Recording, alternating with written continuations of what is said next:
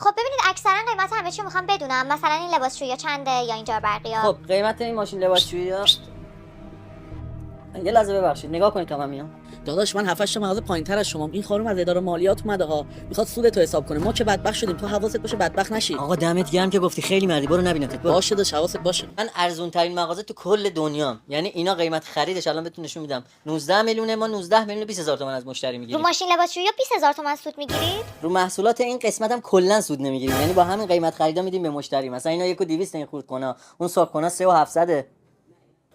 آره این تلویزیون مثلا 25 تومنه، حتی از قیمت خریدم پایین‌تر میده. الان واقعا همینه که فاکتور کردم براتون، میخواید بخرید؟ بله دیگه، قیمتتون خیلی مناسب بود، گفتم همینجا خریدمو انجام بدم.